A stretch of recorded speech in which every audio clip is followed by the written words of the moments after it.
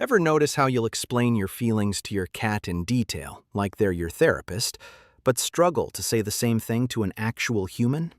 You're venting about work to a dog who's just staring at you, and somehow it feels easier than texting a friend. Meanwhile, other people don't do this. They process emotions alone or talk to actual people without hesitation. Why do some of us feel safer opening up to animals than humans? Turns out, it's connected to emotional depth, childhood patterns, and the kind of connection your nervous system has learned to trust. Here's something interesting psychologists have found. People who talk to their pets as if they're human consistently score higher in emotional intelligence and empathy.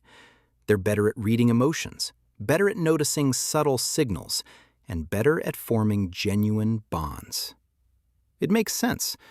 When you can sense what a creature with no words is feeling, you've developed a kind of intuitive perception most people struggle with.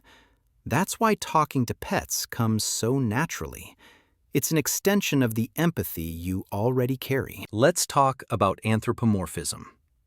Your mind naturally gives human qualities to the things you feel connected to, especially beings that feel steady, loyal, and emotionally consistent. It's the same instinct behind naming cars or talking to plants. It's not childish. It's human nature reaching for connection wherever it feels genuine. And here's the thing. Humans are wired to project emotion onto beings that feel dependable. Your pet doesn't interrupt. They don't argue. They don't twist your words or question your feelings. Their emotional tone never shifts unpredictably. Even more interesting, pets don't need language to communicate back. They rely on tone, posture, and micro-expressions, and your brain picks up on all of it automatically. That's why your dog knows when your voice drops with exhaustion, why your cat comes closer when your breathing changes. They're not decoding your sentences. They're reading your signals. This ties directly into attachment theory. Pets often become emotional anchors, not because you expect them to understand metaphor or sarcasm, but because they offer something incredibly rare: affection without conditions and attention without judgment. Communication isn't only about words, it's about presence, and your pet gives you a presence that feels steady, open, and emotionally magnetic. When you speak to your pet, you're engaging in a form of emotional regulation. Putting feelings into words relieves mental tension. Your breathing slows as you talk. Your thoughts line up instead of spiraling. Your nervous system settles because you're finally expressing something you've been holding in. And even though your pet can't reply verbally, something very real is still happening. Animals process tone, rhythm, posture, and energy with stunning accuracy. They respond not to your sentence structure, but to your emotional signature. Here's where the story gets deeper. People who talk to their pets often have something in common. They feel things intensely. Not in a dramatic way, more like a quiet radar for emotional detail. You notice shifts, pauses, changes in tone that others ignore. You feel the room before anyone even speaks. And honestly, that sensitivity is one of your strengths. For many people, pets become the one place where that emotional depth finally fits, especially if you've spent years being misunderstood or dismissed.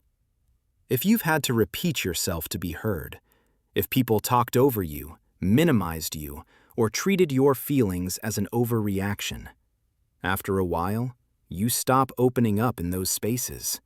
You look for connection that doesn't ask you to shrink yourself. This often starts early. Kids who weren't heard, who had to keep their emotions contained, or who were treated like their inner world was too much, grow into adults who gravitate toward nonverbal presence. Animals don't require explanations. They don't debate your feelings. And that kind of connection feels like a relief your younger self never got. Carl Jung explained this beautifully.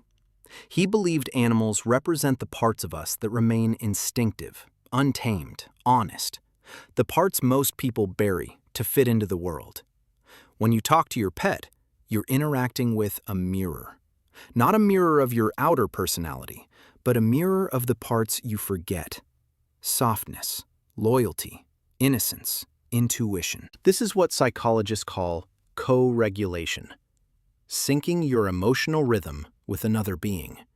And animals do it naturally. Pets become more than companions.